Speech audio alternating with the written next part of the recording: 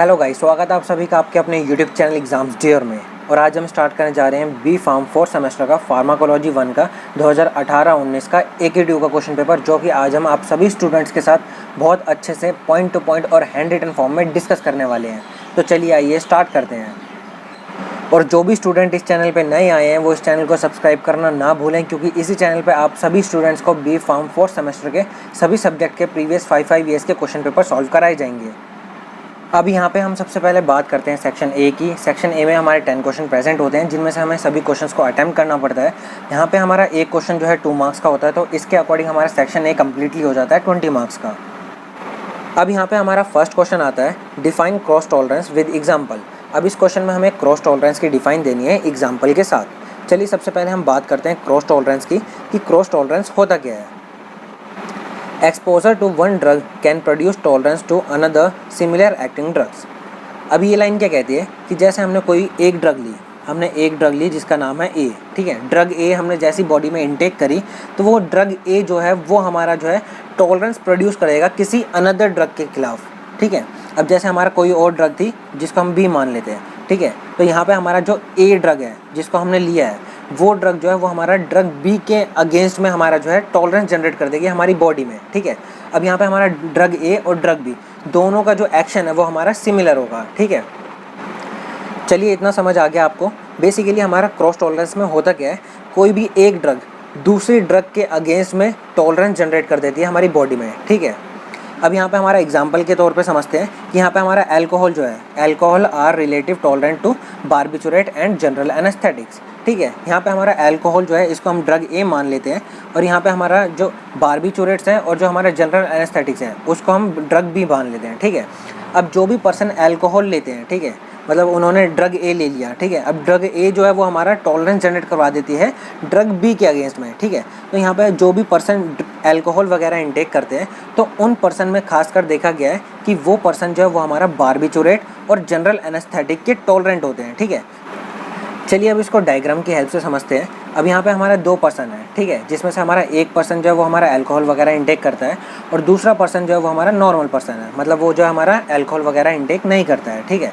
अब हम इन दोनों को जो है सर्जरीज के लिए लेके गए, और सर्जरी से पहले हम जो है एनेस्थेटिक देते हैं। एनेस्थेटिक क्या होता है, एक ऐसी ड्रग जो कि हमारा सेंसेशन को लॉस कर देती है, ठीक है, जिससे हमें पेन वगैरह फील नहीं होता है, तो वो हम उसको देते हैं, ठीक है। तो जब हमने इन दोनों ही पेशेंट को एनेस्थेटिक दिया, ठीक है, तो जब हमारा ये अल्कोहल वाला पर्सन था वो हमारा टॉलरेंट था एनेस्थेटिक के अगेंस्ट में, ठीक है।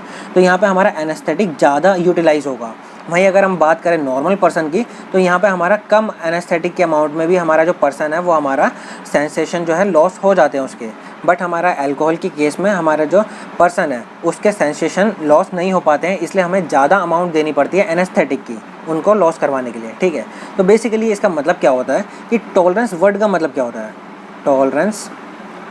टॉलरेंस का मतलब क्या होता है कि मतलब हम जो है सेम हमारा जो सेम इफेक्ट जो है वो हम डिफरेंट कंसंट्रेशन पे देख रहे हैं, ठीक है। मतलब यहाँ पे हमारा 30 mg पे हमारा सेम इफेक्ट आ रहा है, वहीं हम जो है उस पर्सन में जो हमारा टॉलरेंट पर्सन है उसमें हमारा जो है 50 mg में हमारा सेम इफेक्ट आ रहा है, ठीक है। तो बेसिकली हमारा ड्रग की अमाउंट हमारी बढ़ जाती है, क्योंकि हमारा वो पेशेंट जो होता है वो हमारा ड्रग के अगेंस्ट में टॉलरेंट हो जाता है। उम्मीद है आपको ये क्वेश्चन बहुत अच्छे से समझ आ गया होगा। चलिए नेक्स्ट क्वेश्चन देखते हैं। What is the effect of acidification of urine on excretion of acidic and basic drug? Basically इस क्वेश्चन में हमें इफेक्ट देखना है कि अगर हमारा यूरिन जो होता है उसको हम एसिडिफाई कर दें तो हमारा ड्रग के एक्सक्रीशन पे क्या इफेक्ट पड़ेगा, ठीक है। Increase excretion occur with weakly acidic drug in basic urine and weekly basic drug in acidic urine. अब ये पॉइंट क्या कहता है कि जैसे हमारा यूरिन जो है वो बेसिक होता है, ठीक है, बेसिक नेचर का होगा, तो वहाँ पे हमारा वीकली एसिडिक ड्रग का एक्सक्रीशन जो है वो हमारा बढ़ जाता है। वहीं अगर हम बात करें कि अगर हमारा यूरिन एसिडिक होगा तो हमारा एसिडिक यूरिन के केस में हमारा जो है वीकली बेसिक ड्रग का हमारा एक्सक्रीशन जो है वो बढ़ जाता है, ठीक है। तो ये जो होता है हमारा अपोजिट चलता है, एसिडिक यूरिन में बेसिक ड्रग का एक्सक्रीशन बढ़ता है और बेसिक यूरिन में हमारा एसिडिक ड्रग का एक्सक्रीशन बढ़ता है। Urine is normally slightly acidic and favour excretion of basic drugs. हमारा यूरिन जो होता है उसका पीएच बेसिकली हमारा जो है स्लाइटली एसिडिक होता है, ठीक है। अब स्लाइटली एसिडिक होने की वजह से वो जो हमारा बेसिक ड्रग के एक्सक्रीशन को फेवर करता है, मतलब हमारा जो है बेसिक ड्रग का एक्सक्रीशन ज़्यादा होगा। नेक्स्ट क्वेश्चन आता है, explain the effect of competitive antagonist on dose response curve for an agonist. Basically हमारा इस क्वेश्चन में हमें जो है इफेक्ट देखना है कि अगर हमारा कॉम्पिटिटिव एंटागोनिस्ट हम यूज़ करेंगे तो हमारा उसका क्या इफेक्ट पड़ेगा अगोनिस्ट के ऊपर। तो ये बेसिकली इसका ये डायग्राम होता है कि हमारा जो इफेक्ट हमारा स्टार्टिंग में आना चाहिए वो जो होता है हमारा थोड़ा सा डिले हो जाता है, ठीक है। बेसिकली हमारा जो एफिकेसी होती है, जो हमारा मैक्सिमम एफिकेसी होती है वो हमारा दोनों की सेम रहती है, बट हमारा जो इफ़ेक्ट होता है, ठीक है, वो हमारा जो है थोड़ा डिले हो जाता है। वही हमारा बता रखा है, drug potency decreases in the presence of competitive antagonist. Basically हमारे ड्रग की जो पोटेंसी होती है वो हमारा डिक्रीज हो जाती है हमारा कॉम्पिटिटिव एंटागोनिस्ट के केस में। मतलब अगर हम इस ग्राफ को नॉर्मल लैंग्वेज में समझेंगे तो इसमें हमारा बेसिकली शो क्या हो रहा है कि अगर हम सिर्फ अगोनिस्ट लेते हैं तो अगोनिस्ट जो होता है हमारा मैक्सिमम एक्टिविटी शो करता है 50 mg पे, ठीक है। यहाँ पे हमने एग्जांपल के तौर पे ले लिया है कि यहाँ पे हमारा 50 mg पे हमारा अगोनिस्ट जो है वो अपनी मैक्सिमम एक्टिविटी शो कर रहा है, मतलब 100% एक्टिविटी शो कर रहा है, ठीक है। वहीं अगर हम अगोनिस्ट के साथ हम कॉम्पिटिटिव एंटागोनिस्ट ले लेते हैं तो वो जो हमारा ड्रग की जो हमारी डोज है वो हमारी बढ़ जाती है और वो अपना एक्शन जो होता है वो हमारा 80 mg पे हमारा जो है अपना एक्शन शो करती है, ठीक है। तो बेसिकली हमारा ड्रग का एक्शन जो होता है वो हमारा 100% शो हो रहा है, बट यहाँ पे हमारा डोज जो है वो हमारा बढ़ गया है। पहले हमारा 50 mg पे कर रहा था, बट जैसे हमारा कॉम्पिटिटिव एंटागोनिस्ट आता है, ठीक है, कॉम्पिटिटिव एंटागोनिस्ट के केस में यहाँ पे हमारा अगोनिस्ट जो होता है उसकी कंसंट्रेशन बढ़ जाती है, मतलब वो जो हमारा 80 mg पे हमारा जो है अपना एक्शन शो करेगा। नेक्स्ट क्वेश्चन आता है, differentiate between adverse event and adverse drug reaction. अब इस क्वेश्चन में हमें एडवर्स इवेंट और एडवर्स ड्रग रिएक्शन में डिफरेंस बताना है। चलिए यहाँ पे अब हम समझते हैं एडवर्स इवेंट को कि एडवर्स इवेंट होता क्या है। Any untoward medical occurrence that may present during treatment with medicine but which does not necessary have a causal relationship with treatment. Example में हमने ले रखा है रैशेज। अब चलिए इस लाइन का मतलब समझते हैं कि बेसिकली ये लाइन कह क्या रही है। बेसिकली एडवर्स इवेंट हमारा वो इवेंट होता है जो कि हमारा मेडिकल ट्रीटमेंट के दौरान होता है, बट उसका किसी भी ट्रीटमेंट से कोई रिलेशनशिप नहीं होता है, ठीक है। इसमें हमारा एग्जांपल में आ जाता है जैसे रैशेज। अब कोई मेडिसिन दिया आपने तो उस मेडिसिन का कोई और इफेक्ट था, बट वहाँ पे कोई और इफेक्ट हो गया तो उसे हम कहेंगे एडवर्स इवेंट। नेक्स्ट अब हम बात करते हैं एडवर्स ड्रग रिएक्शन की। एडवर्स ड्रग रिएक्शन क्या होता है? Any unwanted and noxious response which occur at normally used in men for prophylaxis, diagnosis and treatment। Basically कोई भी हमने मेडिसिन ली तो उस मेडिसिन का कोई भी हार्मफुल इफेक्ट आया या फिर अनवांटेड इफेक्ट आया, ठीक है, जो कि हमें नहीं आना चाहिए था, वो इफेक्ट अगर आता है तो उसे हम कहते हैं एडवर्स ड्रग रिएक्शन, कि उस ड्रग ने हमारा जो है एडवर्स रिएक्शन शो कर दिए हैं। जैसे हमारे एग्जाम्पल में आ जाता है jaundice, anaemia, kidney damage, liver damage, तो ये सब हमारे आ जाते हैं एडवर्स ड्रग रिएक्शन में। तो उम्मीद है आपको ये समझ आ गया होगा। नेक्स्ट क्वेश्चन आता है, why atropine is contraindicated in glaucoma. अब इस क्वेश्चन में हमें बताना है कि एट्रोपिन जो होता है वो क्यों कॉन्ट्राइंडिकेटेड होता है ग्लूकोमा में। Atropine induce relaxation of ciliary muscle can obstruct aqueous humour flow in patient with closed angle glaucoma due to which intraocular pressure may rise. अब ये लाइन क्या कहती है कि जो हमारा एट्रोपिन होता है वो हमारा सिलेरी मसल की रिलैक्सेशन करा देता है। अब जैसे ही हमारा सिलेरी मसल रिलैक्स होती है तो वो जो होता है हमारा एक्वस ह्यूमर फ्लूइड जो होता है हमारी आइज़ में फ्लो हो रहा होता है। तो जैसे ही हमारा रिलैक्सेशन होगा सिलेरी मसल्स का तो वो हमारा एक्वस ह्यूमर फ्लूइड की जो फ्लो होता है उसको ऑब्स्ट्रक्ट करती है, मतलब उसको रोकती है। अब जैसे ही हमारा एक्वस ह्यूमर फ्लूइड का जो फ्लो है वो रुकेगा तो वहाँ पे हमारा आइज़ के अंदर का प्रेशर जो होता है वो बढ़ जाता है, जिसको हम इंट्राओकुलर प्रेशर कहते हैं। तो इंट्राओकुलर प्रेशर जैसे ही बढ़ेगा तो वहाँ पे हमारा जो है ग्लूकोमा की जो कंडीशन है वो और जो है हमारा प्रोग्रेसिवली बढ़ेगी। तो इसलिए हम जो है एट्रोपिन को कॉन्ट्राइंडिकेट करते हैं हम ग्लूकोमा के केस में, और खासकर हम क्लोज्ड एंगल ग्लूकोमा के केस में एट्रोपिन को कम्प्लीटली कॉन्ट्राइंडिकेट करते हैं ताकि हमारा इंट्राओकुलर प्रेशर जो है वो मेंटेन रहे, मतलब नॉर्मलाइज रहे। नेक्स्ट क्वेश्चन आता है, write the clinical uses of glycopyrrolate and isoxsuprine. अब इस क्वेश्चन में हमें ग्लाइकोपाइरोलेट और आइसोसक्साप्राइन के क्लिनिकल यूजेस के बारे में डिस्कस करना है। चलिए सबसे पहले हम बात करते हैं ग्लाइकोपाइरोलेट की। तो ग्लाइकोपाइरोलेट हम कहाँ कहाँ यूज़ करते हैं? It is use to treat peptic ulcer in adult and used as pre operative anaesthesia. अब बेसिकली हमारा जो ग्लाइकोपाइरोलेट है उसको हम जो है पेप्टिक अल्सर के ट्रीटमेंट में यूज़ कर रहे हैं, और यहाँ पे हम जो है प्री ऑपरेटिव एनेस्थीसिया की तरह भी हम इसको यूज़ करते हैं। नेक्स्ट अब हम बात करते हैं आइसोसक्साप्राइन की, कि आइसोसक्साप्राइन कहाँ कहाँ हम यूज़ करते हैं। It is used in treatment of pre mature labour. मतलब हमारा प्री मेच्योर लेबर जो है उसको ट्रीट करने के लिए हम जो है आइसोसेक्साप्राइन का यूज़ करते हैं। And it is use to treat problems resulting from poor blood circulation. मतलब पुअर ब्लड सर्कुलेशन से होने वाली जो भी प्रॉब्लम्स होती है उनके ट्रीटमेंट में भी हम आइसोसेक्साप्राइन का यूज़ करते हैं। नेक्स्ट क्वेश्चन आता है, differentiate between MAO A and MAO B inhibitors with example. अब इस क्वेश्चन में हमें माओ ए और माओ बी इनहिबिटर्स को डिफरेंशिएट करना है एग्जांपल्स के साथ। चलिए सबसे पहले हम समझ लेते हैं माओ ए और माओ बी इनहिबिटर्स होते क्या हैं। अब इसको इस तरीके से समझते हैं कि माओ का मतलब क्या है। माओ जो है वो हमारा है मोनो, ए हमारा जो है अमीन के लिए स्टैंड होता है और ओ जो है वो हमारा ऑक्सीडेज के लिए स्टैंड होता है। ठीक है, माओ जो है वो बेसिकली एक एंजाइम होता है जो कि हमारा ऑक्सीडेशन परफॉर्म करता है, ऑक्सीडेशन। ठीक है, तो ये हमारा एक एंजाइम है जो कि हमारा ऑक्सीडेशन परफॉर्म करता है।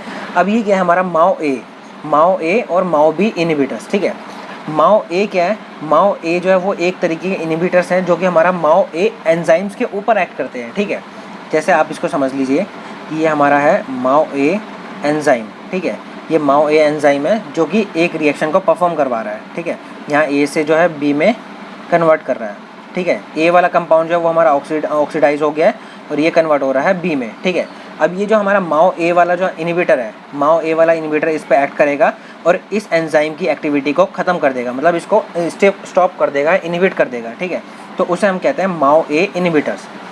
कोई भी वो केमिकल जो कि हमारा माओ ए इनहिबिटर्स मतलब माओ ए एंजाइम्स के ऊपर एक्ट कर रहा है और उसकी एक्टिविटी को इनहिबिट करता है, उसे हम कहते हैं माओ ए इनहिबिटर। ठीक है, इसी तरीके से हमारा माओ बी इनहिबिटर्स होते हैं। माओ बी इनहिबिटर्स कौन से होते हैं, जो कि हमारा माओ बी एंजाइम की एक्टिविटी को इनहिबिट करते हैं। ठीक है, तो उम्मीद है आपको माओ ए और माओ बी समझ आ गया होगा। चलिए इसको अब थोड़ा थ्योरेटिकल समझ लेते हैं। माओ ए इनहिबिटर्स कौन से होते हैं, वो ड्रग्स जो कि हमारा माओ ए एंजाइम की एक्टिविटी को इनहिबिट करती है, उन्हें हम कहते हैं माओ ए इनहिबिटर्स। नेक्स्ट अब हम बात करते हैं माओ बी इनहिबिटर्स की। माओ बी इनहिबिटर्स वो ड्रग्स होती हैं जो कि हमारा माओ बी एंजाइम की एक्टिविटी को इनहिबिट करती हैं। ठीक है, उन्हें हम कहेंगे माओ बी इनहिबिटर्स। अब बात करते हैं हम इसके सबस्ट्रेट की। ठीक है, तो हमारा माओ ए एंजाइम जो होता है वो हमारा ऑक्सीडाइज करता है 5-HT को, नॉर एड्रेनलिन को और हमारा एड्रेनलिन को। ठीक है, वहीं अगर हम बात करें माओ बी की, तो माओ बी एंजाइम जो होता है वो हमारा ऑक्सीडाइज करता है बीटा फिनाइल इथाइल अमीन को और बेंजाइल अमीन को। तो ये 2 सबस्ट्रेट हमारे माओ बी के हैं और ये 3 सबस्ट्रेट हमारे माओ ए के हैं। अब हम इसकी लोकलाइजेशन समझते हैं। तो हमारा माओ ए एंजाइम कहाँ पे हमारा प्रेजेंट होता है, माओ ए जो होता है वो हमारा CNS में होता है, GIT में होता है, लीवर में होता है और साइनेप्टिक न्यूरॉन्स में होता है। वहीं अगर हम बात करें माओ बी एंजाइम की लोकलाइजेशन की, तो ये जो होता है हमारा एस्ट्रोसाइट्स में होते हैं, प्लेटलेट्स में होते हैं और पेरिफेरल सेल्स में होते हैं। वहीं अगर हम बात करें माओ ए इनहिबिटर्स के एग्जांपल्स की, तो इसमें हमारे एग्जांपल्स में आ जाता है मोक्लोबिमाइड एंड क्लोरजिलाइन। वहीं अगर हम बात करें माओ बी इनहिबिटर्स के एग्जांपल्स की, तो इसमें हमारा एग्जांपल आ जाता है लाजाबिमाइड एंड सेलेजिलिन। तो 2 मार्क्स के अकॉर्डिंग इतना आपका सफिशिएंट है और इसमें आपके पूरे मार्क्स मिलेंगे, तो आप इसको अच्छे से करके जाइएगा। नेक्स्ट क्वेश्चन आता है, why pre anaesthetic medication is necessary during surgery. अब इस क्वेश्चन में हमें प्री एनेस्थेटिक मेडिकेशंस के बारे में बताना है कि आखिरकार प्री एनेस्थेटिक मेडिकेशंस की गोल्स क्या होते हैं, आखिरकार क्या एडवांटेज होते हैं जिसकी वजह से हम प्री एनेस्थेटिक मेडिकेशंस को यूज़ करते हैं सर्जरी के दौरान। अब इसमें हमारा फर्स्ट आता है, the goals of pre anaesthetic medication is are followings. First आता है हमारा to make patient comfortable. Patient को हमारा कंफर्टेबल करने के लिए हम जो है प्री एनेस्थेटिक मेडिकेशंस का यूज़ करते हैं। एंड सेकंड आता है to minimise the adverse effect of anaesthesia. मतलब जो हमारा एनेस्थीसिया हम यूज़ करते हैं उसके एडवर्स इफेक्ट्स को मिनिमाइज़ करने के लिए, मतलब कम से कम करने के लिए हम जो है उसको प्री एनेस्थेटिक मेडिकेशंस का यूज़ करते हैं। तो ये 2 मेन रीज़न हो जाते हैं जिनकी वजह से हम प्री एनेस्थेटिक मेडिकेशंस का यूज़ करते हैं सर्जरीज के दौरान। नेक्स्ट क्वेश्चन आता है, what are extra pyramidal side effects. अब इस क्वेश्चन में हमें एक्स्ट्रा पिरामिडल साइड इफ़ेक्ट्स के बारे में बताना है कि एक्स्ट्रा पिरामिडल साइड इफ़ेक्ट्स होते क्या हैं। अब नॉर्मल लैंग्वेज में समझे तो हम एक्स्ट्रा पिरामिडल साइड इफ़ेक्ट्स को हम ड्रग इंड्यूस मूवमेंट डिसऑर्डर भी कहते हैं। ठीक है, अब ड्रग इंड्यूस मूवमेंट डिसऑर्डर्स का मतलब क्या है कि जैसे हमने कोई भी ड्रग ली, अब उस ड्रग की वजह से हमें कोई भी मूवमेंट रिलेटेड डिसऑर्डर हुआ, जैसे हमारा कोई मसल जो है वो स्टिफ हो गई, फिर मसल मूवमेंट बढ़ गया या फिर मसल मूवमेंट बहुत कम हो गया या इनवॉलेंट्री मसल जो है वो हमारी कॉन्ट्रैक्ट होने लग गई, सडनली रिलैक्स हो गई, तो ये होती है हमारी मसल डिसऑर्डर्स। ठीक है, तो कोई भी ड्रग लेने की वजह से अगर हमारा मसल डिसऑर्डर होता है उसे हम कहते हैं एक्स्ट्रा पिरामिडल साइड इफ़ेक्ट्स। ठीक है, अब यहाँ पे हमारा होता क्या है कि जो हमारी एंटीसाइकोटिक मेडिकेशंस होती है, ठीक है, जो भी हमारा ड्रग्स होती है, वो जो हमारा extra pyramidal side effect show करती हैं। चलिए एक बार थ्योरेटिकल समझ लेते हैं इसको। Extra pyramidal side effects, involuntary movements that you cannot control. Basically क्या होता है, ये जो हमारा इनवॉलेंट्री मूवमेंट्स होती है जो कि आप कंट्रोल नहीं कर सकते, ठीक है। It include dystonic reactions.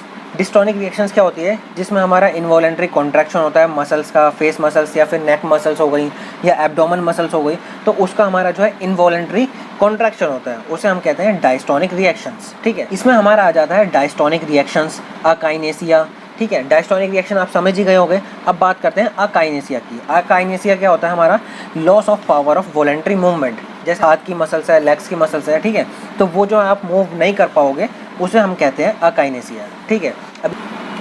अब ये होता क्यों है, antipsychotic medications commonly produce extra pyramidal side effects. अब ये जितनी भी हमारी एंटीसाइकोटिक मेडिकेशंस होती है, वो जो होता है हमारा ज़्यादातर extra pyramidal side effect show करती है। अब एक्स्ट्रा पिरामिडल साइड इफेक्ट्स में होता क्या क्या है, जैसे आपका मसल स्टिफनेस हो गई, मसल कॉन्ट्रैक्शन हो गई या फिर ट्रिमर्स हो गए, तो ये सब जो आता है आपका आ जाता है एक्स्ट्रा पिरामिडल साइड इफेक्ट्स में। नेक्स्ट क्वेश्चन आता है, differentiate natural and acquired tolerance. अब इस क्वेश्चन में हमें नेचुरल और एक्वायर्ड टॉलरेंस में डिफरेंशिएट करना है। चलिए सबसे पहले हम बात करते हैं नेचुरल टॉलरेंस की।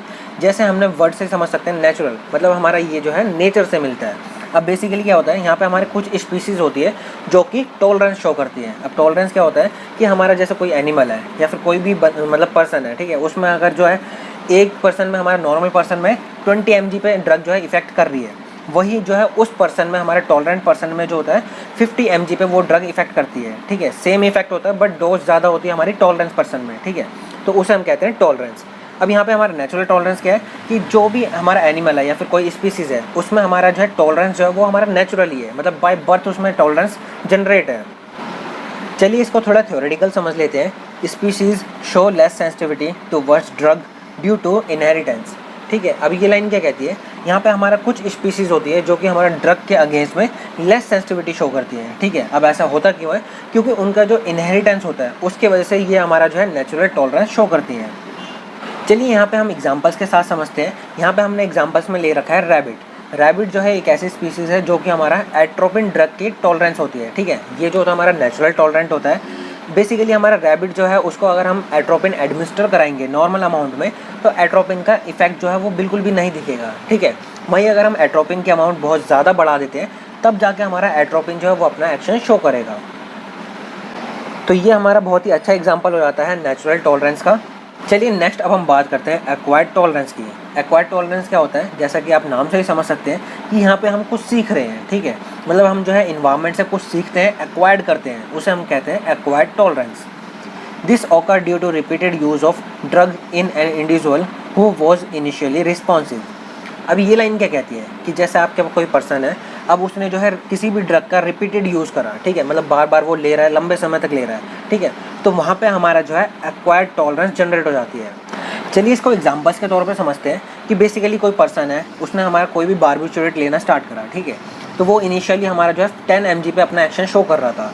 अब जैसे हमारा डे बाय डे हमारा बढ़ता गया, मतलब वो जो है डेली यूज़ करता गया उसे, रिपीटेड यूज़ के बाद उसका 10 डेज़ के बाद या फिर 20 डेज़ के बाद वही सेम एक्शन 50 mg पे शो हो रहा है, ठीक है। तो यहाँ पे क्या होगा कि हमारा एक्शन तो सेम है दोनों तरफ, बट यहाँ पे हमारा डोज का अमाउंट, मतलब जो हमारा ड्रग का डोज है वो हमारा बढ़ चुका है।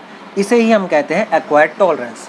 मतलब वक्त के साथ हमारा रिपीटेड यूज़ की वजह से हमारा जो डोज बढ़ता है सेम रिस्पॉन्स को पाने के लिए, उसे हम कहते हैं एक्वायर्ड टॉलरेंस। अब इसमें हमारा सबसे इंपॉर्टेंट ड्रग्स आ जाती हैं बारबिचुरेट्स एंड ओपियोइड्स, ठीक है। वैसे तो आप इसमें एंटीबायोटिक्स भी लिख सकते हैं, बट यहाँ पे हमारा मेजरली हमारा जो है बारबिचुरेट्स और ओपियोइड्स जो होती हैं वो हमारा एक्वायर्ड टॉलरेंस शो करती हैं। तो चलिए गाइस, इसी के साथ हमारा सेक्शन ए कंप्लीट हो गया। उम्मीद है आपको ये बहुत अच्छे से समझ आ गया होगा। अगर आपको सेक्शन बी और सेक्शन सी में कोई भी डाउट है तो आप इजीली हमसे कमेंट सेक्शन में कमेंट करके पूछ सकते हैं। और जो भी स्टूडेंट इस चैनल पर नए आए हैं वो इस चैनल को सब्सक्राइब करना ना भूलें, क्योंकि इसी चैनल पर आप सभी स्टूडेंट्स को बी फार्म 4 सेमेस्टर के सभी सब्जेक्ट के प्रीवियस 5 ईयर्स के क्वेश्चन पेपर सॉल्व कराए जाएंगे। जिन भी स्टूडेंट्स को फार्मा से रिलेटेड नोट्स, प्रैक्टिकल फाइल्स या प्रीवियस ईयर सॉल्व पेपर्स की PDF चाहिए, वो हमारे टेलीग्राम चैनल से आके फ्री ऑफ कॉस्ट डाउनलोड कर सकते हैं। लिंक आपको डिस्क्रिप्शन में मिल जाएगा।